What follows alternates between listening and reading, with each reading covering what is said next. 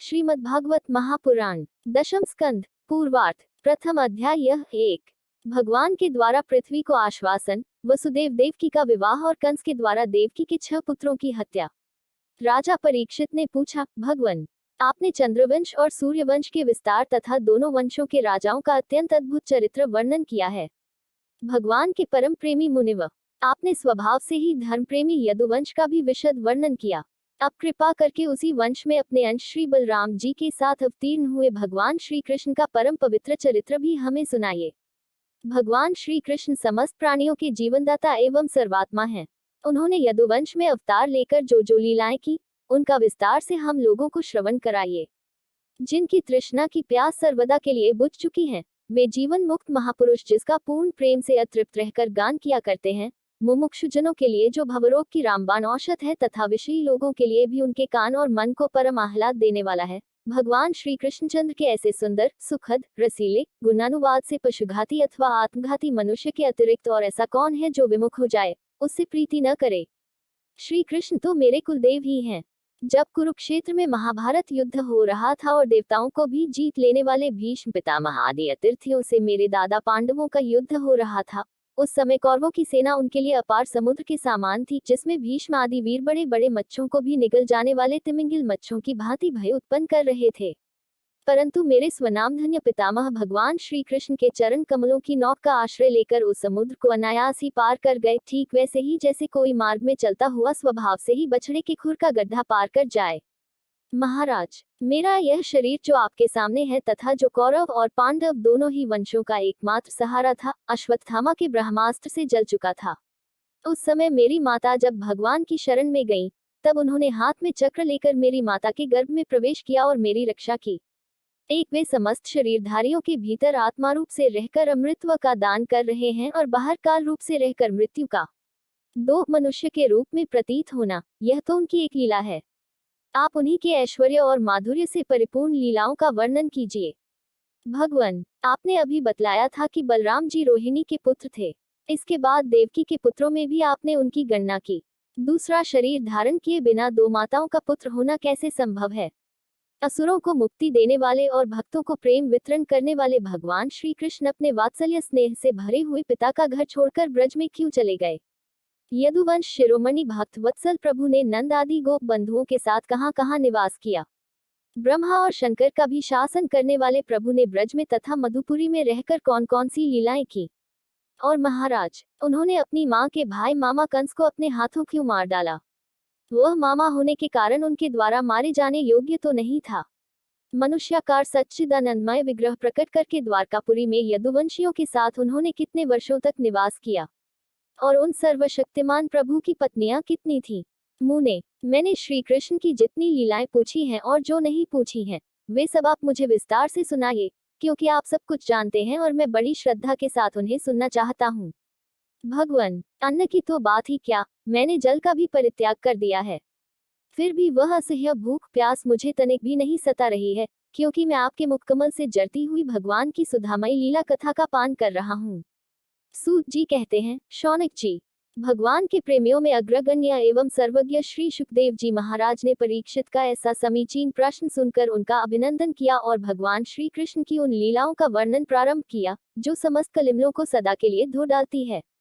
श्री सुखदेव जी कहते हैं, भगवान की लीला रस के रसिक राजर्षि, तुमने जो कुछ निश्चय किया है, वह बहुत ही सुंदर और आदरणीय है, क्योंकि सबके हृदयाराध्य श्री कृष्ण की लीला कथा श्रवण करने में तुम्हें सहज एवं सुदृढ़ प्रीति प्राप्त हो गई है।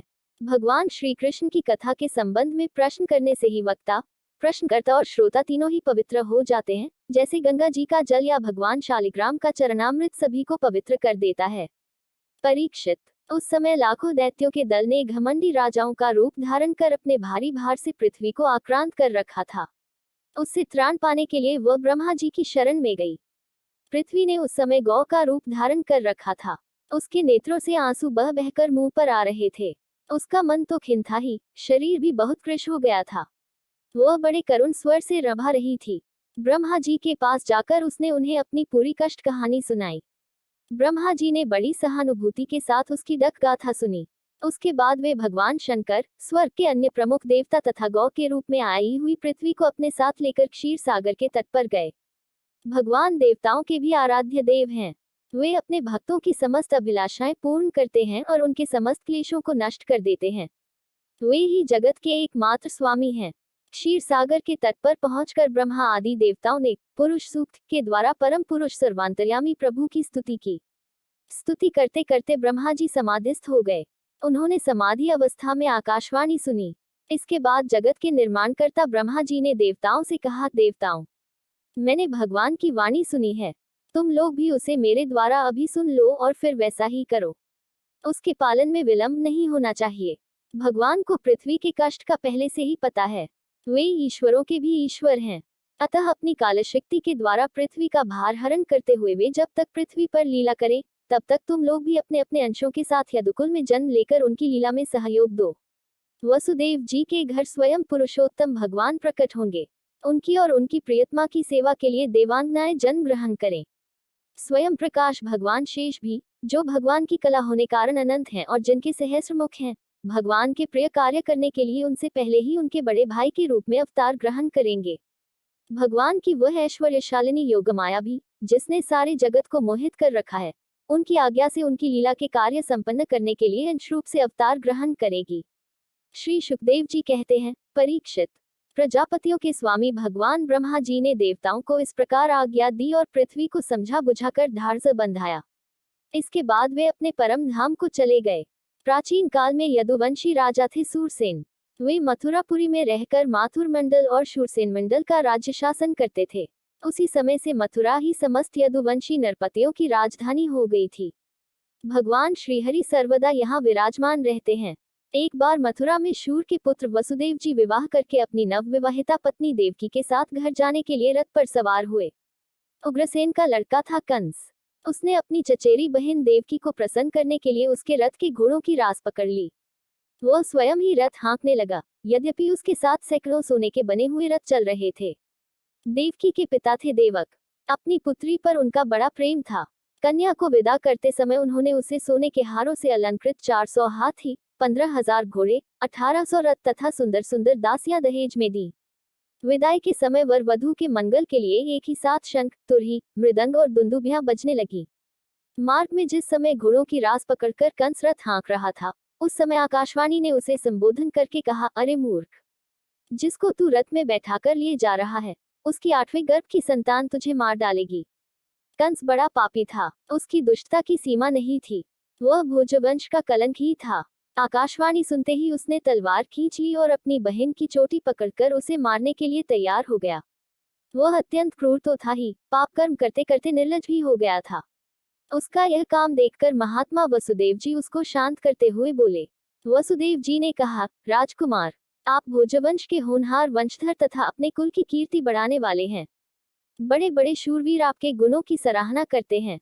इधर यह तो एक स्त्री, दूसरे आपकी बहन और तीसरे यह विवाह का शुभ अवसर। ऐसी स्थिति में आप इसे कैसे मार सकते हैं? वीरवर, जो जन्म लेते हैं, उनके शरीर के साथ ही मृत्यु भी उत्पन्न होती है। आज हो या 100 वर्ष के बाद जो प्राणी है, उसकी मृत्यु होगी ही। जब शरीर का अंत हो जाता है, तब जीव अपने कर्म के अनुसार दूसरे शरीर को ग्रहण करके अपने पहले शरीर को छोड़ देता है। उसे विवश होकर ऐसा करना पड़ता है। जैसे चलते समय मनुष्य एक पैर जमाकर ही दूसरा पैर उठाता है, जैसे जोंक किसी अगले तिनके को पकड़ लेती है, तब पहले के पकड़े हुए तिनके को छोड़ती है, वैसे जीव भी अपने कर्म के अनुसार किसी शरीर को प्राप्त करने के बाद ही इस शरीर को छोड़ता है। जैसे कोई पुरुष जागृत अवस्था में राजा के ऐश्वर्य को देखकर और इंद्रादि के ऐश्वर्य को सुनकर उसकी अभिलाषा करने लगता है और उसका चिंतन करते करते उन्हीं बातों में घुल मिलकर एक हो जाता है तथा स्वप्न में अपने को राजा या इंद्र के रूप में अनुभव करने लगता है, साथ ही अपने दरिद्रावस्था के शरीर को भूल जाता है। कभी कभी जागृत अवस्था में ही मन उन बातों का चिंतन करते करते तन्मय हो जाता है और उसे स्थूल शरीर की सुधि नहीं रहती। वैसे ही जीव कर्मकृत कामना और कामनाकृत कर्म के वश होकर दूसरे शरीर को प्राप्त हो जाता है और अपने पहले शरीर को भूल जाता है। जीव का मन अनेक विकारों का पुंज है।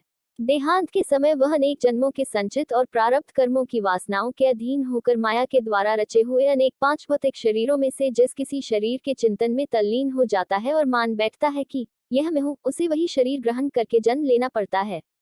जैसे सूर्य, चंद्रमा आदि चमकीली वस्तुएं जल से भरे हुए घड़ों में या तेल आदि तरल पदार्थों में प्रतिबिंबित होती हैं और हवा के झोंके से उनके जल आदि में हिलने डोलने पर उनमें प्रतिबिंबित वस्तुएं भी चंचल जान पड़ती हैं। वैसे ही जीव अपने स्वरूप के अज्ञान द्वारा रचे हुए शरीर में राग करके उन्हें अपना आप मान बैठता है और मोहवश उनके आने जाने को अपना आना जाना मानने लगता है।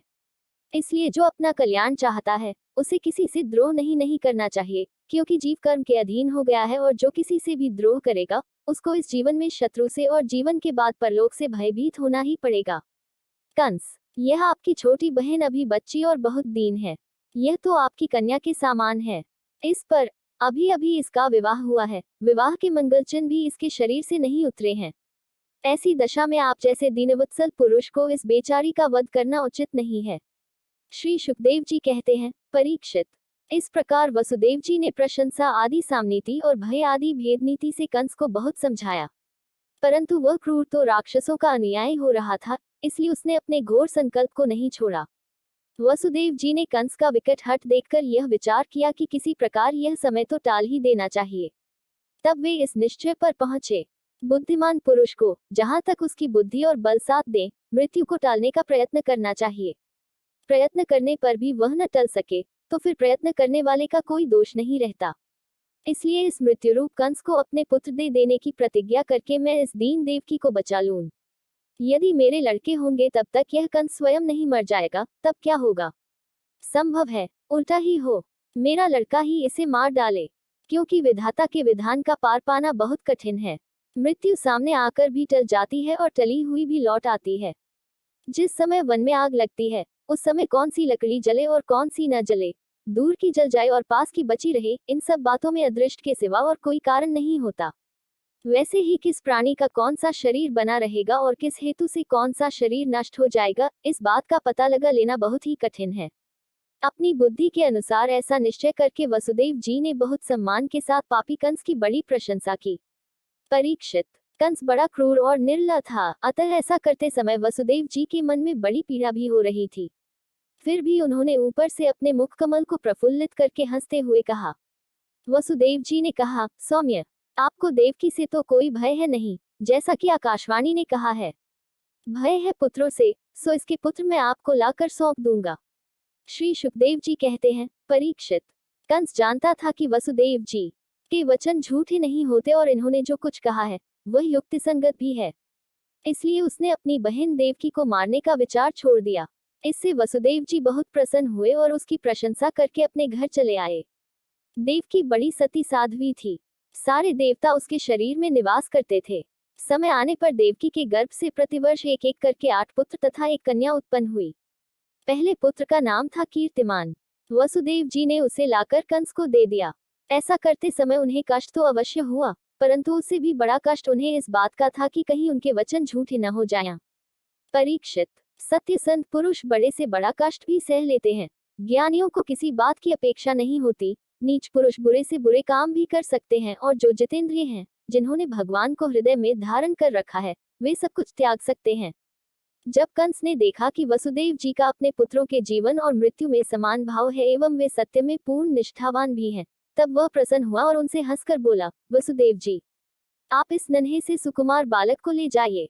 इससे मुझे कोई भय नहीं है, क्योंकि आकाशवाणी ने तो ऐसा कहा था कि देवकी के 8वें गर्भ से उत्पन्न संतान के द्वारा मेरी मृत्यु होगी। वसुदेव जी ने कहा, ठीक है, और उस बालक को लेकर वापस लौट आए। परंतु उन्हें मालूम था कि कंस बड़ा दुष्ट है और उसका मन उसके हाथ में नहीं है। वह किसी भी क्षण बदल सकता है, इसलिए उन्होंने उसकी बात पर विश्वास नहीं किया। परीक्षित, इधर भगवान नारद कंस के पास आए और उससे बोले कि कंस, ब्रज में रहने वाले नंद आदि गोप, उनकी स्त्रियां, वसुदेव आदि वृष्णिवंशी यादव, देवकी आदि यदुवंश की स्त्रियां और नंद, वसुदेव दोनों के सजातीय बंधु बांधव और सगे संबंधी सब के सब देवता हैं, जो इस समय तुम्हारी सेवा कर रहे हैं, वे भी देवता ही हैं। उन्होंने यह भी बतलाया कि दैत्यों के कारण पृथ्वी का भार बढ़ गया है, इसलिए देवताओं की ओर से अब उनके वध की तैयारी की जा रही है। जब देवर्षि नारद इतना कहकर चले गए, तब कंस को यह निश्चय हो गया कि यदुवंशी देवता हैं और देवकी के गर्भ से विष्णु भगवान ही मुझे मारने के लिए पैदा होने वाले हैं। इसलिए उसने देवकी और वसुदेव को हथकड़ी बेड़ी से जकड़ कर कैद में डाल दिया और उन दोनों से जो जो पुत्र होते गए, उन्हें मारता गया। उसे हर बार यह शंका बनी रहती कि कहीं विष्णु ही उस बालक के रूप में न आ गया हो। परीक्षित, पृथ्वी में यह बात प्रायः देखी जाती है कि अपने प्राणों का ही पोषण करने वाले लोभी राजा अपने स्वार्थ के लिए माता पिता भाई बंधु और अपने अत्यंत हितैषी इष्ट मित्रों की भी हत्या कर डालते हैं। कंस जानता था कि मैं पहले कालनेमी असुर था और विष्णु ने मुझे मार डाला था। इससे उसने यदुवंशियों से घोर विरोध ठान लिया। कंस बड़ा बलवान था। उसने यदु, भोज और अंधक वंश के अधिनायक अपने पिता उग्रसेन को कैद कर लिया और शूरसेन का राज्य वह स्वयं करने लगा। दशम स्कंद पूर्वार्ध द्वितीय अध्याय यह 2 भगवान का गर्भ प्रवेश और देवताओं द्वारा गर्भ स्तुति। श्री सुखदेव जी कहते हैं, परीक्षित, कंस एक तो स्वयं ही बड़ा बली था और दूसरे मगध नरेश जरासंध की उसे बहुत बड़ी सहायता प्राप्त थी। तीसरे उसके साथ थे प्रलंबासुर, बकासुर, चाणूर, तृणावर्त, अघासुर, मुष्टिक, अरिष्टासुर, द्विविद, पूतना, केशी, धेनुक, बानासुर और भौमासुर आदि बहुत से दैत्य राजा उसके सहायक थे। उनको साथ लेकर वह यदुवंशियों को नष्ट करने लगा। वे लोग भयभीत होकर कुरु, पंचाल, केकया, शाल्व, विदर्भ, निषद, विदेह और कोसल आदि देशों में जा बसे। कुछ लोग ऊपर ऊपर से उसके मन के अनुसार काम करते हुए उसकी सेवा में लगे रहे। जब कंस ने एक एक करके देवकी के 6 बालक मार डाले, तब देवकी के 7वें गर्भ में भगवान के अंश स्वरूप श्री शेष जी, जिन्हें अनंत कहते हैं, पधारे। आनंद स्वरूप शेष जी के गर्भ में आने के कारण देवकी को स्वाभाविक ही हर्ष हुआ, परंतु कंस शायद इसे भी मार डाले, इस भय से उनका शोक भी बढ़ गया। विश्वात्मा भगवान ने देखा कि मुझे ही अपना स्वामी और सर्वस्व मानने वाले यदुवंशी कंस के द्वारा बहुत ही सताए जा रहे हैं। तब उन्होंने अपनी योगमाया को यह आदेश दिया, देवी कल्याणी, तुम ब्रज में जाओ। वह प्रदेश ग्वालों और गौओं से सुशोभित है। वहां नंद बाबा के गोकुल में वसुदेव की पत्नी रोहिणी निवास करती है। उसकी और भी पत्नियां कंस से डरकर गुप्त स्थानों में रह रही हैं। इस समय मेरा वह अंश, जिसे शेष कहते हैं, देवकी के उदर में गर्भ रूप से स्थित है। उसे वहां से निकालकर तुम रोहिणी के पेट में रख दो, कल्याणी। अब मैं अपने समस्त ज्ञान, बल आदि अंशों के साथ देवकी का पुत्र बनूंगा और तुम नंद बाबा की पत्नी यशोदा के गर्भ से जन्म लेना। तुम लोगों को मुंह मांगे वरदान देने में समर्थ होगी। मनुष्य तुम्हें अपनी समस्त अभिलाषाओं को पूर्ण करने वाली जानकर धूप, दीप, नैवेद्य एवं अन्य प्रकार की सामग्रियों से तुम्हारी पूजा करेंगे। पृथ्वी में लोग तुम्हारे लिए बहुत से स्थान बनाएंगे और दुर्गा, भद्रकाली, विजया, वैष्णवी, कुमुदा, चंडिका, कृष्णा, माधवी, कन्या, माया, नारायणी, ईशानी, शारदा और अंबिका आदि बहुत से नामों से पुकारेंगे। देवकी के गर्भ से खींचे जाने के कारण शेष जी को लोग संसार में संकर्षण कहेंगे, लोकरंजन करने के कारण राम कहेंगे और बलवानों में श्रेष्ठ होने कारण बलभद्र भी कहेंगे। जब भगवान ने इस प्रकार आदेश दिया, तब योगमाया ने जो आ गया ऐसा कहकर उनकी बात शिरोधार्य की और उनकी परिक्रमा करके वे पृथ्वी लोक में चली आई तथा भगवान ने जैसा कहा था वैसे ही किया। जब योगमाया ने देवकी का गर्भ ले जाकर रोहिणी के उदर में रख दिया, तब पुरवासी बड़े डर के साथ आपस में कहने लगे, हाय, बेचारी देवकी का यह गर्भ तो नष्ट ही हो गया। भगवान भक्तों को अभय करने वाले हैं। वे सर्वत्र सब रूप में हैं, उन्हें कहीं आना जाना नहीं है। इसलिए वे वसुदेव जी के मन में अपनी समस्त कलाओं के साथ प्रकट हो गए। उसमें विद्यमान रहने पर भी अपने को अव्यक्त से व्यक्त कर दिया। भगवान की ज्योति को धारण करने के कारण वसुदेव सूर्य के समान तेजस्वी हो गए। उन्हें देखकर लोगों की आंखें चौंधिया जाती। कोई भी अपने बल, वाणी प्रभाव से उन्हें दबा नहीं सकता था। भगवान के उस ज्योतिर्मय अंश को, जो जगत का परम मंगल करने वाला है, वसुदेव जी के द्वारा आधान किए जाने पर देवी देवकी ने ग्रहण किया। जैसे पूर्व दिशा चंद्रदेव को धारण करती है, वैसे ही शुद्ध सत्व से संपन्न देवी देवकी ने विशुद्ध मन से सर्वात्मा एवं आत्मस्वरूप भगवान को धारण किया। भगवान सारे जगत के निवास स्थान हैं।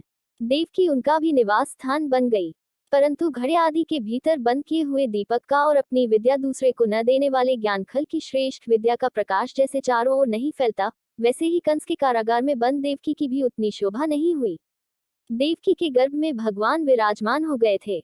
उसके मुख पर पवित्र मुस्कान थी और उसके शरीर की कांति से बंदी गृह जगमगाने लगा था। जब कंस ने उसे देखा, तब वह मन ही मन कहने लगा, अब की बार मेरे प्राणों के ग्राहक विष्णु ने इसके गर्भ में अवश्य ही प्रवेश किया है, क्योंकि इससे पहले देवकी कभी ऐसी न थी। अब इस विषय में शीघ्र से शीघ्र मुझे क्या करना चाहिए? देवकी को मारना तो ठीक न होगा, क्योंकि वीर पुरुष स्वार्थवश अपने पराक्रम को कलंकित नहीं करते। एक तो यह स्त्री है, दूसरे बहन और तीसरे गर्भवती है। इसको मारने से तो तत्काल ही मेरी कीर्ति, लक्ष्मी और आयु नष्ट हो जाएगी। वह मनुष्य तो जीवित रहने पर भी मरा हुआ ही है, जो अत्यंत क्रूरता का व्यवहार करता है। उसकी मृत्यु के बाद लोग उसे गाली देते हैं। इतना ही नहीं, वह देहाभिमानियों के योग्य घोर नरक में भी अवश्य जाता है। यद्यपि कंस देवकी को मार सकता था, किंतु स्वयं ही वह इस अत्यंत क्रूरता के विचार से निवृत्त हो गया। अब भगवान के प्रति दृढ़ वैर का भाव मन में गांठकर उनके जन्म की प्रतीक्षा करने लगा। वह उठते बैठते, खाते पीते, सोते जागते और चलते फिरते सर्वदा ही श्री कृष्ण के चिंतन में लगा रहता। जहां उसकी आंख पड़ती, जहां कुछ खड़का होता, वहां उसे श्री कृष्ण दिख जाते। इस प्रकार उसे सारा जगत ही श्री कृष्णमय दिखने लगा। परीक्षित, भगवान शंकर और ब्रह्मा जी कंस के कैदखाने में आए। उनके साथ नारद आदि ऋषि भी थे। वे लोग सुमधुर वचनों से सबकी अभिलाषा पूर्ण करने वाले श्रीहरि की इस प्रकार स्तुति करने लगे। प्रभु, आप सत्य संकल्प हैं, सत्य ही आपकी प्राप्ति का श्रेष्ठ साधन है। सृष्टि के पूर्व, प्रलय के पश्चात और संसार की स्थिति के समय, इन असत्य अवस्थाओं में भी आप सत्य हैं। पृथ्वी, जल, तेज, वायु और आकाश इन 5 दृश्यमान सत्यों के आप ही कारण हैं और उनमें अंतर्यामी रूप से विराजमान भी हैं। आप इस दृश्यमान जगत के परमार्थ स्वरूप हैं। आप ही मधुर वाणी और समदर्शन के प्रवर्तक हैं। भगवान, आप बस सत्य स्वरूप ही हैं। हम सब आपकी शरण में आए हैं। यह संसार क्या है? एक सनातन वृक्ष। इस वृक्ष का आश्रय है प्रकृति। इसके 2 फल हैं, सुख और दुख। 3 जड़ें हैं, सत्व, रज और तम। 4 रस हैं, धर्म, अर्थ, काम और मोक्ष। इसके जानने के 5 प्रकार हैं, श्रोत्र, त्वचा, नेत्र, रसना और नासिका। इसके 6 स्वभाव हैं, पैदा होना, रहना, बढ़ना, बदलना, घटना और नष्ट हो जाना। इस वृक्ष की छाल है 7 धातु, एक रस, रुधिर, मांस, मेद, अस्थि, मज्जा और शुक्र। 8 शाखाएं हैं, 5 महाभूत, मन, बुद्धि और अहंकार। इसमें मुख आदि 9 द्वार खोलर हैं। प्राण, अपान, व्यान, उदान, समान, नाग, कूर्म, कृकल, देवदत्त और धनंजय, ये 10 प्राण ही इसके 10 पत्ते हैं। इस संसार रूपी वृक्ष पर 2 पक्षी हैं, जीव और ईश्वर। इस संसार रूप वृक्ष की उत्पत्ति के आधार एकमात्र आप ही हैं। आप में ही इसका प्रलय होता है और आपके ही अनुग्रह से इसकी रक्षा भी होती है। जिनका चित्त आपकी माया से आवृत हो रहा है, इस सत्य को समझने की शक्ति खो बैठा है, वे ही उत्पत्ति, स्थिति और प्रलय करने वाले ब्रह्मादि देवताओं को अनेक देखते हैं।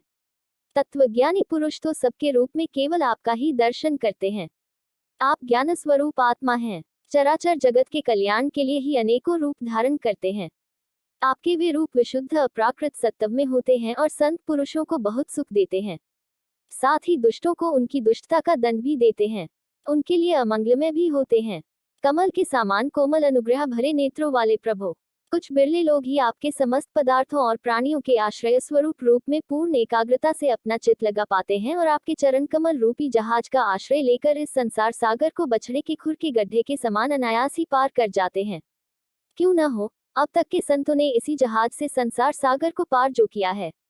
परम प्रकाश स्वरूप परमात्मन, आपके भक्तजन सारे जगत के निष्कपट प्रेमी, सच्चे हितैषी होते हैं।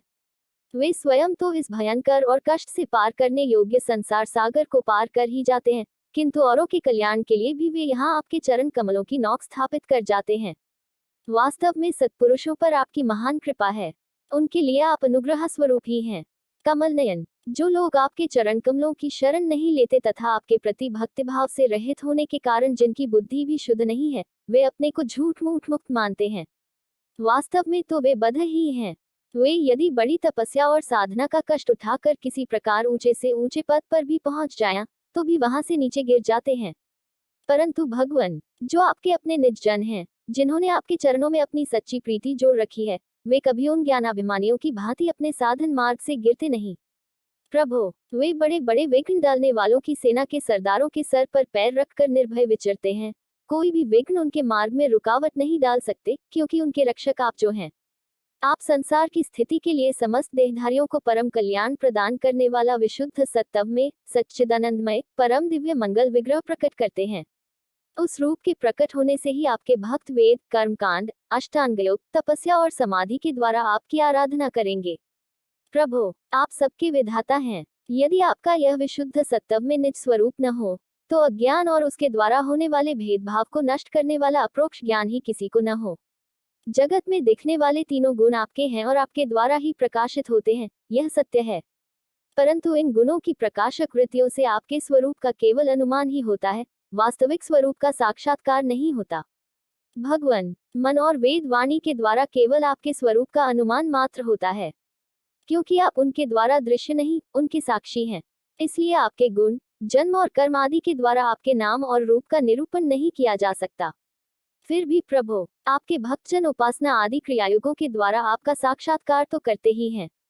जो पुरुष आपके मंगलमय नामों और रूपों का श्रवण, कीर्तन, स्मरण और ध्यान करता है और आपके चरण कमलों की सेवा में ही अपना चित्त लगाए रहता है, उसे फिर जन्म मृत्यु रूप संसार के चक्र में नहीं आना पड़ता है। संपूर्ण दहकों को हरने वाले भगवान आप सर्वेश्वर हैं। यह पृथ्वी तो आपका चरण कमल ही है। आपके अवतार से इसका भार दूर हो गया। धन्य हैं प्रभु। हमारे लिए यह बड़े सौभाग्य की बात है कि हम लोग आपके सुंदर सुंदर चिन्हों से युक्त चरण कमलों के द्वारा विभूषित पृथ्वी को देखेंगे और स्वर्गलोक को भी आपकी कृपा से कृतार्थ देखेंगे। प्रभु, आप अजन्मा हैं। यदि आपके जन्म के कारण के संबंध में हम कोई तर्क न करें, तो यही कह सकते हैं कि यह आपका लीला विनोद है। ऐसा कहने का कारण यह है कि आप तो द्वैत के लेश से रहित सर्वाधिष्ठान स्वरूप हैं और इस जगत की उत्पत्ति, स्थिति तथा प्रलय अज्ञान के द्वारा आप में आरोपित हैं। प्रभु, आपने जैसे अनेकों बार मत्स्य, हयग्रीव, कच्छप, नरसिंह, वराह, हंस, राम, परशुराम और वामन अवतार धारण करके हम लोगों की और तीनों लोगों की रक्षा की है, वैसे ही आप इस बार भी पृथ्वी का भार हरण कीजिए। यदुनंदन, हम आपके चरणों में वंदना करते हैं। देवकी जी को संबोधित करके माता जी, यह बड़े सौभाग्य की बात है कि आपकी कोख में हम सबका कल्याण करने के लिए स्वयं भगवान पुरुषोत्तम अपने ज्ञान, बल आदि अंशों के साथ पधारे हैं। अब आप कंस से तनिक भी मत डरिए। अब तो वह कुछ ही दिनों का मेहमान है। आपका पुत्र यदुवंश की रक्षा करेगा। श्री सुखदेव जी कहते हैं, परीक्षित, ब्रह्मादि देवताओं ने इस प्रकार भगवान की स्तुति की। उनका रूप यह है, इस प्रकार निश्चित रूप से तो कहा नहीं जा सकता। सब अपनी अपनी मति के अनुसार उनका निरूपण करते हैं। इसके बाद ब्रह्मा जी और शंकर जी को आगे करके देवगण स्वर्ग में चले गए। दशम स्कंद, पूर्वार्ध, तृतीय अध्याय 3। भगवान श्री कृष्ण का प्राकट्य। श्री सुखदेव जी कहते हैं, परीक्षित, अब समस्त शुभ गुणों से युक्त बहुत सुहावना समय आया। रोहिणी नक्षत्र था। आकाश के सभी नक्षत्र, ग्रह और तारे शांत सौम्य हो रहे थे। दिशाएं स्वच्छ प्रसन्न थी। निर्मल आकाश में तारे जगमगा रहे थे। पृथ्वी के बड़े बड़े नगर, छोटे छोटे गांव, आयरों की बस्तियां और हीरे आदि की खानें मंगलमय हो रही थीं। नदियों का जल निर्मल हो गया था। रात्रि के समय भी सरोवरों में कमल खिल रहे थे। वन में वृक्षों की पत्तियां रंग बिरंगे पुष्पों के गुच्छों से लद गई थीं। कहीं पक्षी चहक रहे थे, तो कहीं भौरे गुनगुना रहे थे। उस समय परम पवित्र और शीतल मंद सुगंध वायु अपने स्पर्श से लोगों को सुखदान करती हुई बह रही थी। ब्राह्मणों के अग्निहोत्र की कभी न बुझने वाली अग्नियां जो कंस के अत्याचार से बुझ गई थीं, वे इस समय अपने आप जल उठी। संत पुरुष पहले से ही चाहते थे कि असुरों की बढ़ती न होने पाए। अब उनका मन सहसा प्रसन्नता से भर गया। जिस समय भगवान के आविर्भाव का अवसर आया, स्वर्ग में देवताओं की दुंदुभियां अपने आप बज उठी। किन्नर और गंधर्व मधुर स्वर में गाने लगे तथा सिद्ध और चारण भगवान के मंगलमय गुणों की स्तुति करने लगे। विद्याधरियां अप्सराओं के साथ नाचने लगी। बड़े बड़े देवता और ऋषि मुनि आनंद से भरकर पुष्पों को वर्षा करने लगे। जल से भरे हुए बादल समुद्र के पास जाकर धीरे धीरे गर्जना करने लगे। जन्म मृत्यु के चक्र से छुड़ाने वाले जनार्दन के अवतार का समय था निशीथ। चारों ओर अंधकार का साम्राज्य था। उसी समय सबके हृदय में विराजमान भगवान विष्णु देवरूपिणी देवकी के गर्भ से प्रकट हुए, जैसे पूर्व दिशा में 16 कलाओं से पूर्ण चंद्रमा का उदय हो गया हो। वसुदेव जी ने देखा, उनके सामने एक अद्भुत बालक है। उसके नेत्र कमल के समान कोमल और विशाल हैं। 4 सुंदर हाथों में शंख, गदा, चक्र और कमल लिए हुए है। वक्षस्थल पर श्रीवत्स का चिन्ह अत्यंत सुंदर सुवर्णमयी रेखा है। गले में कौस्तुभमणि झिलमिला रही है। वर्षाकालीन मेघ के समान परम सुंदर श्यामल शरीर पर मनोहर पीतांबर फहरा रहा है। बहुमूल्य वैदुर्य मणि के किरीट और कुंडल की कांति से सुंदर सुंदर घुंघराले बाल सूर्य की किरणों के समान चमक रहे हैं। कमर में चमचमाती करधनी की लड़ियां लटक रही हैं। बाहों में बाजूबंद और कलाइयों में कनकन शोभायमान हो रहे हैं। इन सब आभूषणों से सुशोभित बालक के अंग अंग से अनोखी छटा छिटक रही है। जब वसुदेव जी ने देखा कि मेरे पुत्र के रूप में स्वयं भगवान ही आए हैं, तब पहले तो उन्हें असीम आश्चर्य हुआ, फिर आनंद से उनकी आंखें खिल उठी। उनका रोम रोम परमानंद में मग्न हो गया। श्री कृष्ण जन्मोत्सव मनाने की उतावली में उन्होंने उसी समय ब्राह्मणों के लिए 10,000 गायों का संकल्प कर दिया। परीक्षित, भगवान श्री कृष्ण अपनी अनकांति से सूतिका ग्रह को जगमग कर रहे थे। जब वसुदेव जी को यह निश्चय हो गया कि ये तो परम पुरुष परमात्मा ही हैं, तब भगवान का प्रभाव जान लेने से उनका सारा भय जाता रहा। अपनी बुद्धि स्थिर करके उन्होंने भगवान के चरणों में अपना सर झुका दिया और फिर हाथ जोड़कर वे उनकी स्तुति करने लगे। वसुदेव जी ने कहा, मैं समझ गया कि आप प्रकृति से अतीत साक्षात पुरुषोत्तम हैं। आपका स्वरूप है केवल अनुभव और केवल आनंद। आप समस्त बुद्धियों के एकमात्र साक्षी हैं। आप ही सर्ग के आदि में अपनी प्रकृति से इस त्रिगुणमय जगत की सृष्टि करते हैं। फिर उसमें प्रविष्ट न होने पर भी आप प्रविष्ट के समान जान पड़ते हैं। जैसे जब तक महत्व आदि कारण तत्व पृथक पृथक रहते हैं तब तक उनकी शक्ति भी पृथक होती है। जब वे इंद्रियादि 16 विकारों के साथ मिलते हैं तभी इस ब्रह्मांड की रचना करते हैं और इसे उत्पन्न करके इसी में अनुप्रविष्ट से जान पड़ते हैं। परंतु सच्ची बात तो यह है कि वे किसी भी पदार्थ में प्रवेश नहीं करते। ऐसा होने का कारण यह है कि उनसे बनी हुई जो भी वस्तु है उनमें वे पहले से ही विद्यमान रहते हैं। ठीक वैसे ही बुद्धि के द्वारा केवल गुणों के लक्षणों का ही अनुमान किया जाता है और इंद्रियों के द्वारा केवल गुणमय विषयों का ही ग्रहण होता है। यद्यपि आप उनमें रहते हैं फिर भी उन गुणों के ग्रहण से आपका ग्रहण नहीं होता। इसका कारण यह है कि आप सब कुछ हैं, सबके अंतर्यामी हैं और परमार्थ सत्य आत्मस्वरूप हैं। गुणों का आवरण आपको ढक नहीं सकता, इसलिए आप में न बाहर है न भीतर। फिर आप किसमें प्रवेश करेंगे? जो अपने इन दृश्य गुणों को अपने से पृथक मानकर सत्य समझता है वह ज्ञानी है। क्योंकि विचार करने पर ये देह गेह आदि पदार्थ वाग्विलास के सिवा और कुछ नहीं सिद्ध होते। विचार के द्वारा जिस वस्तु का अस्तित्व सिद्ध नहीं होता बल्कि जो बाधित हो जाती है उसको सत्य मानने वाला पुरुष बुद्धिमान कैसे हो सकता है? प्रभु कहते हैं कि आप स्वयं समस्त क्रियाओं, गुणों और विकारों से रहित हैं। फिर भी इस जगत की सृष्टि, स्थिति और प्रलय आपसे ही होते हैं। यह बात परम ऐश्वर्यशाली परब्रह्म परमात्मा आपके लिए असंगत नहीं है। क्योंकि तीनों गुणों के आश्रय आप ही हैं, इसलिए उन गुणों के कार्य आदि का आप में ही आरोप किया जाता है।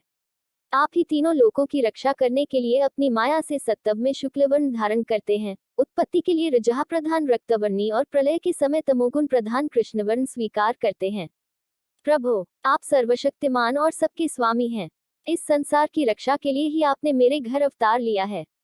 आजकल कोटि कोटि असुर सेनापतियों ने राजा का नाम धारण कर रखा है और अपने अधीन बड़ी बड़ी सेनाएं कर रखी हैं।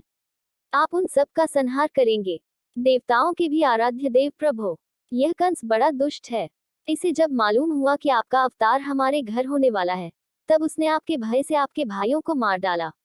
अभी उसके दूत आपके अवतार का समाचार उसे सुनाएंगे और वह अभी अभी हाथ में शस्त्र लेकर दौड़ा आएगा। श्री सुखदेव जी कहते हैं, परीक्षित, इधर देवकी ने देखा कि मेरे पुत्र में तो पुरुषोत्तम भगवान के सभी लक्षण मौजूद हैं। पहले तो उन्हें कंस से कुछ भय मालूम हुआ, परंतु फिर वे बड़े पवित्र भाव से मुस्कुराती हुई स्तुति करने लगी।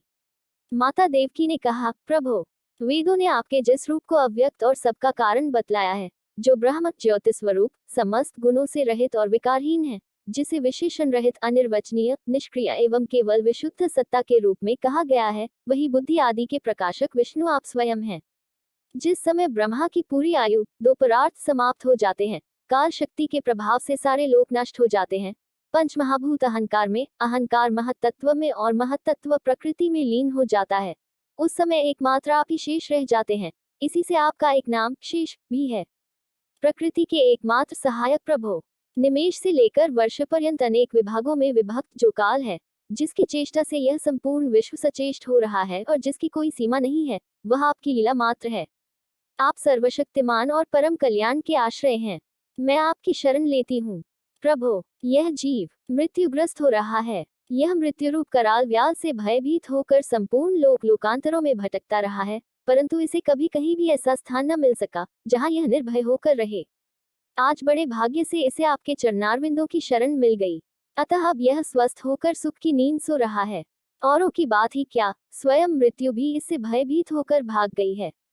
प्रभु आप हैं भक्त भयहारी और हम लोग इस दुष्टकंस से बहुत ही भयभीत हैं, अतः आप हमारी रक्षा कीजिए। आपका यह चतुर्भुज दिव्य रूप ध्यान की वस्तु है। इसे केवल मांस मज्जा में शरीर पर ही दृष्टि रखने वाले देहाभिमानी पुरुषों के सामने प्रकट मत कीजिए। मधुसूदन इस पापी कंस को यह बात मालूम न हो कि आपका जन्म मेरे गर्भ से हो रहा है। मेरा धैर्य टूट रहा है।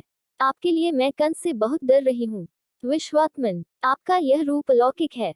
आप शंख चक्र, गदा और कमल की शोभा से युक्त अपना यह चतुर्भुज रूप छिपा लीजिए। प्रलय के समय आप इस संपूर्ण विश्व को अपने शरीर में वैसे ही स्वाभाविक रूप से धारण करते हैं जैसे कोई मनुष्य अपने शरीर में रहने वाले छिद्र रूप आकाश को। वही परम पुरुष परमात्मा आप मेरे गर्भवासी हुए। यह आपकी अद्भुत मनुष्य लीला नहीं तो और क्या। श्री भगवान ने कहा, देवी, स्वयंभू मनवंतर में जब तुम्हारा पहला जन्म हुआ था, उस समय तुम्हारा नाम था प्रश्नि और ये वसुदेव सुतपा नाम के प्रजापति थे। तुम दोनों के हृदय बड़े शुद्ध थे। जब ब्रह्मा जी ने तुम दोनों को संतान उत्पन्न करने की आज्ञा दी, तब तुम लोगों ने इंद्रियों का दमन करके उत्कृष्ट तपस्या की।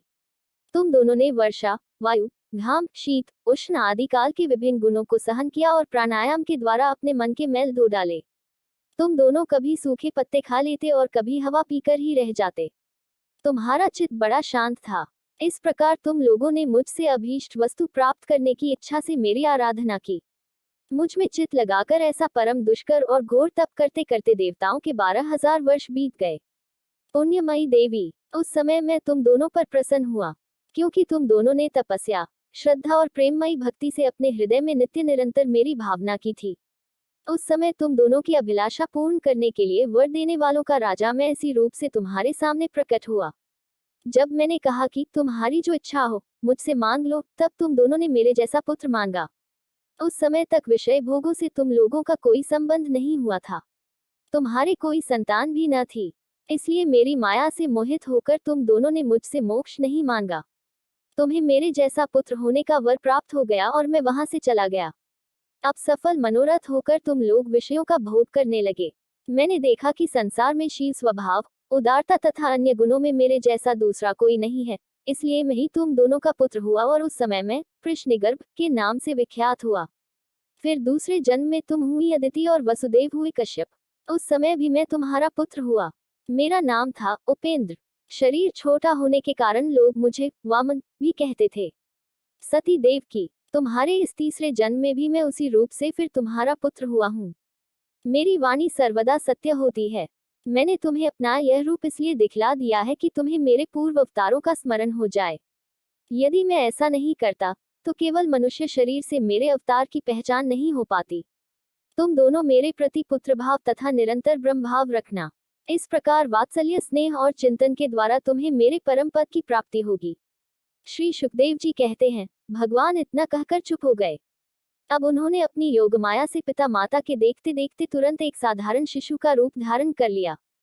तब वसुदेव जी ने भगवान की प्रेरणा से अपने पुत्र को लेकर सूतिका गृह से बाहर निकलने की इच्छा की। उसी समय नंदपत्नी यशोदा के गर्भ से उस योग माया का जन्म हुआ, जो भगवान की शक्ति होने के कारण उनके समान ही जन्म रहित है। उसी योगमाया ने द्वारपाल और पुरवासियों की समस्त इंद्रिय वृत्तियों की चेतना हर ली। वे सबके सब अचेत होकर सो गए। बंदी गृह के सभी दरवाजे बंद थे। उनमें बड़े बड़े किवाड़, लोहे की जंजीरें और ताले जड़े हुए थे।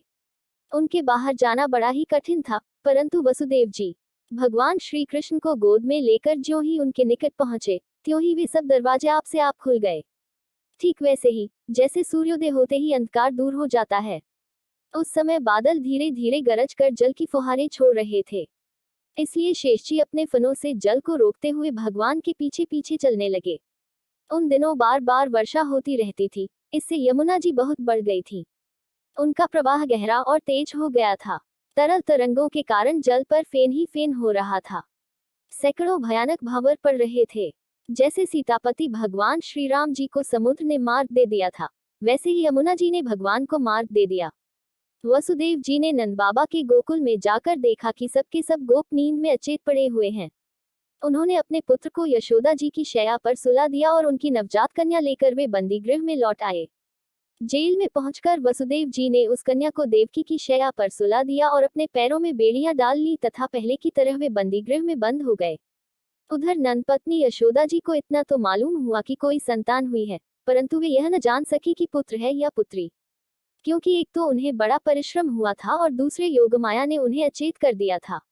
दशम स्कंद पूर्वार्ध चतुर्थ अध्याय। यह 4 कंस के हाथ से छूटकर योगमाया का आकाश में जाकर भविष्यवाणी करना। श्री सुखदेव जी कहते हैं, परीक्षित, जब वसुदेव जी लौट आए, तब नगर के बाहरी और भीतरी सब दरवाजे अपने आप पहले की तरह बंद हो गए। इसके बाद नवजात शिशु के रोने की ध्वनि सुनकर द्वारपालों की नींद टूटी। वे तुरंत भोजराज कंस के पास गए और देवकी को संतान होने की बात कही। कंस तो बड़ी आकुलता और घबराहट के साथ इसी बात की प्रतीक्षा कर रहा था। द्वारपालों की बात सुनते ही झटपट पलंग से उठ खड़ा हुआ और बड़ी शीघ्रता से सूतिका गृह की ओर झपटा। इस बार तो मेरे काल का ही जन्म हुआ है, यह सोचकर वह विह्वल हो रहा था और यही कारण है कि उसे इस बात का भी ध्यान न रहा कि उसके बाल बिखरे हुए हैं। रास्ते में कई जगह वह लड़खड़ाकर गिरते गिरते बचा। बंदी गृह पहुंचने पर सती देवकी ने बड़े दुख और करुणा के साथ अपने भाई कंस से कहा, मेरे हितैषी भाई, यह कन्या तो तुम्हारी पुत्रवधू के समान है, स्त्री जाति की है, तुम्हें स्त्री की हत्या कदापि नहीं करनी चाहिए। भैया, तुमने द्वेषवश मेरे बहुत से अग्नि के समान तेजस्वी बालक मार डाले। अब केवल यही एक कन्या बची है, इसे तो मुझे दे दो। अवश्य ही मैं तुम्हारी छोटी बहन हूँ। मेरे बहुत से बच्चे मर गए हैं, इसलिए मैं अत्यंत दीन हूँ। मेरे प्यारे और समर्थ भाई, तुम मुझ मंदभागिनी को यह अंतिम संतान अवश्य दे दो। श्री सुखदेव जी कहते हैं, परीक्षित, कन्या को अपनी गोद में छिपाकर देवकी जी ने अत्यंत दीनता के साथ रोते रोते याचना की। परंतु कंस बड़ा दुष्ट था। उसने देवकी जी को झिड़ककर उनके हाथ से वह कन्या छीन ली। अपनी उस नन्ही सी नवजात भांजी के पैर पकड़कर कंस ने उसे बड़े जोर से एक चट्टान पर दे मारा। स्वार्थ ने उसके हृदय से सौहार्द को समूल उखाड़ फेंका था। परंतु श्री कृष्ण की वह छोटी बहन साधारण कन्या तो थी नहीं, देवी थी। उसके हाथ से छूटकर तुरंत आकाश में चली गई और अपने बड़े बड़े 8 हाथों में आयुध लिए हुए दीख पड़ी। वह दिव्य माला, वस्त्र, चंदन और मणिमय आभूषणों से विभूषित थी। उसके हाथों में धनुष, त्रिशूल, बाण, ढाल, तलवार, शंख, चक्र और गदा, ये 8 आयुध थे। सिद्ध, चारण, गंधर्व, अप्सरा, किन्नर और नागगण बहुत सी भेंट की सामग्री समर्पित करके उसकी स्तुति करने लगे। उस समय देवी ने कंस से कहा, रे मूर्ख, मुझे मारने से तुझे क्या मिलेगा? तेरे पूर्वजन्म का शत्रु तुझे मारने के लिए किसी स्थान पर पैदा हो चुका है।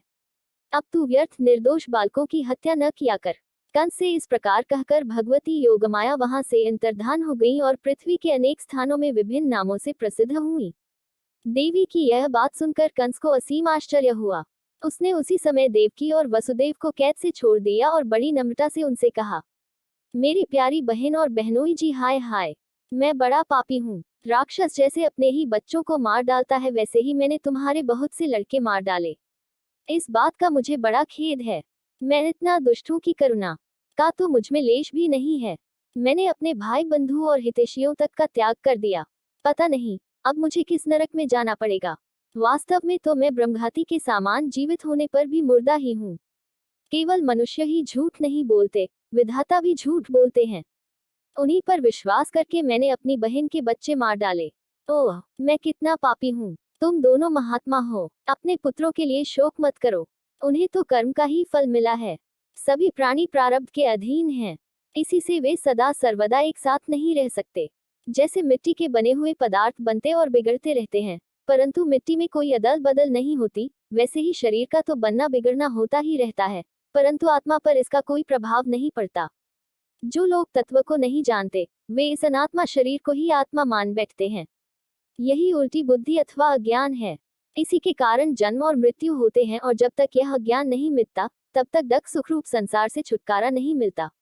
मेरी प्यारी बहन, यद्यपि मैंने तुम्हारे पुत्रों को मार डाला है, फिर भी तुम उनके लिए शोक न करो, क्योंकि सभी प्राणियों को विवश होकर अपने कर्मों का फल भोगना पड़ता है। अपने स्वरूप को जानने के कारण जीव जब तक यह मानता रहता है कि मैं मारने वाला हूँ या मारा जाता हूँ, तब तक शरीर के जन्म और मृत्यु का अभिमान करने वाला वह अज्ञानी बाध्य और बाधक भाव को प्राप्त होता है। अर्थात यह दूसरों को डक देता है और स्वयं डक भोगता है। मेरी यह दुष्टता तुम दोनों क्षमा करो, क्योंकि तुम बड़े ही साधु स्वभाव और दीनों के रक्षक हो। ऐसा कहकर कंस ने अपनी बहन देवकी और वसुदेव जी के चरण पकड़ लिए। उसकी आंखों से आंसू बह बहकर मुंह तक आ रहे थे। इसके बाद उसने योगमाया के वचनों पर विश्वास करके देवकी और वसुदेव को कैद से छोड़ दिया और वह तरह तरह से उनके प्रति अपना प्रेम प्रकट करने लगा। जब देवकी जी ने देखा कि भाई कंस को पश्चाताप हो रहा है, तब उन्होंने उसे क्षमा कर दिया। वे उसके पहले अपराधों को भूल गईं और वसुदेव जी ने हंसकर कंस से कहा, मनस्वी कंस, आप जो कहते हैं वह ठीक वैसा ही है। जीव अज्ञान के कारण ही शरीर आदि को मैं मान बैठते हैं। इसी से अपने पराये का भेद हो जाता है, और यह भेद दृष्टि हो जाने पर तो वे शोक, हर्ष, भय, द्वेष, लोभ, मोह और मद से अंधे हो जाते हैं। फिर तो उन्हें इस बात का पता ही नहीं रहता कि सबके प्रेरक भगवान ही एक भाव से दूसरे भाव का, एक वस्तु से दूसरी वस्तु का नाश करा रहे हैं। श्री सुखदेव जी कहते हैं, परीक्षित, जब वसुदेव और देवकी ने इस प्रकार प्रसन्न होकर निष्कपट भाव से कंस के साथ बातचीत की, तब उनसे अनुमति लेकर वह अपने महल में चला गया। वह रात्रि बीत जाने पर कंस ने अपने मंत्रियों को बुलाया और योगमाया ने जो कुछ कहा था वह सब उन्हें कह सुनाया। कंस के मंत्री पूर्णतया नीति निपुण नहीं थे। दैत्य होने के कारण स्वभाव से ही वे देवताओं के प्रति शत्रुता का भाव रखते थे। अपने स्वामी कंस की बात सुनकर वे देवताओं पर और भी चिढ़ गए और कंस से कहने लगे, भोजराज, यदि ऐसी बात है तो हम आज ही बड़े बड़े नगरों में, छोटे छोटे गांवों में, आयरों की बस्तियों में और दूसरे स्थानों में जितने बच्चे हुए हैं, वे चाहे 10 दिन से अधिक के हो या कम के, सबको आज ही मार डालेंगे। सम्रभीरु देवगण युद्धोद्योग करके ही क्या करेंगे? वे तो आपके धनुष की टंकार सुनकर ही सदा सर्वदा घबराए रहते हैं। जिस समय युद्धभूमि में आप चोट पर चोट करने लगते हैं, बाण वर्षा से घायल होकर अपने प्राणों की रक्षा के लिए सम्रांगण छोड़कर देवता लोग पलायन परायण होकर इधर उधर भाग जाते हैं। कुछ देवता तो अपने अस्त्र शस्त्र जमीन पर डाल देते हैं और हाथ जोड़कर आपके सामने अपनी दीनता प्रकट करने लगते हैं। कोई कोई अपनी चोटी के बाल तथा कछ खोलकर आपकी शरण में आकर कहते हैं, हम भयभीत हैं, हमारी रक्षा कीजिए। आप उन शत्रुओं को नहीं मारते जो अस्त्र शस्त्र भूल गए हो, जिनका रथ टूट गया हो, जो डर गए हो, जो लोग युद्ध छोड़कर अन्यमनस्क हो गए हो, जिनका धनुष टूट गया हो या जिन्होंने युद्ध से अपना मुख मोड़ लिया हो, उन्हें भी आप नहीं मारते। देवता तो बस वही वीर बनते हैं जहाँ कोई लड़ाई झगड़ा न हो। रणभूमि के बाहर वे बड़ी बड़ी डींग हाँकते हैं। उनसे तथा एकांतवासी विष्णु, वनवासी शंकर, अल्पवीर्य इंद्र और तपस्वी ब्रह्मा से भी हमें क्या भय हो सकता है? फिर भी देवताओं की उपेक्षा नहीं करनी चाहिए, ऐसी हमारी राय है, क्योंकि है तो वे शत्रु ही। इसलिए उनकी जड़ उखाड़ फेंकने के लिए आप हम जैसे विश्वासपात्र सेवकों को नियुक्त कर दीजिए। जब मनुष्य के शरीर में रोग हो जाता है और उसकी चिकित्सा नहीं की जाती, उपेक्षा कर दी जाती है, तब रोग अपनी जड़ जमा लेता है और फिर वह असाध्य हो जाता है, अथवा जैसे इंद्रियों की उपेक्षा कर देने पर उनका दमन असंभव हो जाता है, वैसे ही यदि पहले शत्रु की उपेक्षा कर दी जाए और वह अपना पांव जमा ले, तो फिर उसको हराना कठिन हो जाता है। देवताओं की जड़ है विष्णु और वह वहां रहता है जहां सनातन धर्म है। सनातन धर्म की जड़ है वेद, गौ, ब्राह्मण, तपस्या और वे यज्ञ जिसमें दक्षिणा दी जाती है। इसलिए भोजराज, हम लोग वेदवादी ब्राह्मण, तपस्वी, याज्ञिक और यज्ञ के लिए घी आदि हविष्य पदार्थ देने वाली गायों का पूर्ण रूप से नाश कर डालेंगे। ब्राह्मण, गौ, वेद, तपस्या, सत्य, इंद्रियदमन, मनोनिग्रह, श्रद्धा, दया, तितिक्षा और यज्ञ विष्णु के शरीर हैं। वह विष्णु ही सारे देवताओं का स्वामी तथा असुरों का प्रधान द्वेषी है, परंतु वह किसी गुफा में छिपा रहता है। महादेव, ब्रह्मा और सारे देवताओं की जड़ वही है। उसको मार डालने का उपाय यह है कि ऋषियों को मार डाला जाए। श्री सुखदेव जी कहते हैं, परीक्षित, एक तो कंस की बुद्धि स्वयं ही बिगड़ी हुई थी, फिर उसे मंत्री ऐसे मिले थे जो उससे भी बढ़कर दुष्ट थे। इस प्रकार उनसे सलाह करके काल के फंदे में फंसे हुए असुर कंस ने यही ठीक समझा कि ब्राह्मणों को ही मार डाला जाए। उसने हिंसा प्रेमी राक्षसों को संत पुरुषों की हिंसा करने का आदेश दे दिया। वे इच्छानुसार रूप धारण कर सकते थे। जब वे इधर उधर चले गए, तब कंस ने अपने महल में प्रवेश किया। उन असुरों की प्रकृति थी रजोगुनी। तमोगुण के कारण उनका चित्त उचित और अनुचित के विवेक से रहित हो गया था। उनके सर पर मौत नाच रही थी। यही कारण है कि उन्होंने संतों से द्वेष किया। परीक्षित, जो लोग महान संत पुरुषों का अनादर करते हैं, उनका यह कुकर्म उनकी आयु, लक्ष्मी, कीर्ति, धर्म, लोक परलोक, विषय भोग और सबके सब कल्याण के साधनों को नष्ट कर देता है। दशम स्कंद, पूर्वार्ध, पंचम अध्याय 5। गोकुल में भगवान का जन्म महोत्सव। श्री सुखदेव जी कहते हैं, परीक्षित, नंद बाबा बड़े मनस्वी और उदार थे। पुत्र का जन्म होने पर तो उनका हृदय विलक्षण आनंद से भर गया। उन्होंने स्नान किया और पवित्र होकर सुंदर सुंदर वस्त्राभूषण धारण किए। फिर वेदज्ञ ब्राह्मणों को बुलाकर स्वस्तिवाचन और अपने पुत्र का जातकर्म संस्कार करवाया। साथ ही देवता और पितरों की विधिपूर्वक पूजा भी करवाई। उन्होंने ब्राह्मणों को वस्त्र और आभूषणों से सुसज्जित 2 लाख गायें दान की। रत्नों और सुनहरे वस्त्रों से ढके हुए तिल के 7 पहाड़ दान किए। समय से, स्नान से, प्रक्षालन से, संस्कारों से, तपस्या से, यज्ञ से, दान से और संतोष से द्रव्य शुद्ध होते हैं, परंतु आत्मा की शुद्धि तो आत्मज्ञान से ही होती है। उस समय ब्राह्मण, सूत, मागध और वंदीजन मंगलमय आशीर्वाद देने तथा स्तुति करने लगे। गायक गाने लगे, भीरी और दुंदुभियां बार बार बजने लगी। ब्रजमंडल के सभी घरों के द्वार, आंगन और भीतरी भाग झाड़ बुहार दिए गए, उनमें सुगंधित जल का छिड़काव किया गया, उन्हें चित्र विचित्र ध्वजा पताका, पुष्पों की मालाओं, रंग बिरंगे वस्त्र और पल्लवों की बंधनवारों से सजाया गया। गाय, बैल और बछड़ों के अंगों में हल्दी तेल का लेप कर दिया गया और उन्हें गेरू आदि रंगीन धातुएं, मोरपंख, फूलों के हार, तरह तरह के सुंदर वस्त्र और सोने की जंजीरों से सजा दिया गया। परीक्षित, सभी ग्वाल बहुमूल्य वस्त्र, गहने, अंगरखे और पगड़ियों से सुसज्जित होकर और अपने हाथों में भेंट की बहुत सी सामग्रियां लेकर नंद बाबा के घर आए। यशोदा जी के पुत्र हुआ है, यह सुनकर गोपियों को भी बड़ा आनंद हुआ। उन्होंने सुंदर सुंदर वस्त्र, आभूषण और अंजन आदि से अपना श्रृंगार किया। गोपियों के मुखकमल बड़े ही सुंदर जान पड़ते थे। उन पर लगी हुई कुमकुम ऐसी लगती मानो कमल की केसर हो। उनके नितंब बड़े बड़े थे। वे भेंट की सामग्री लेकर जल्दी जल्दी यशोदा जी के पास चली। उस समय उनके प्योधर हिल रहे थे। गोपियों के कानों में चमकती हुई मणियों के कुंडल झिलमिला रहे थे। गले में सोने के हार जगमगा रहे थे। वे बड़े सुंदर सुंदर रंग बिरंगे वस्त्र पहने हुए थीं। मार्ग में उनकी चोटियों में गुंथे हुए फूल बरसते जा रहे थे। हाथों में जड़ाव कंगन अलग ही चमक रहे थे। उनके कानों के कुंडल, प्योधर और हार हिलते जाते थे। इस प्रकार नंद बाबा के घर जाते समय उनकी शोभा बड़ी अनूठी जान पड़ती थी।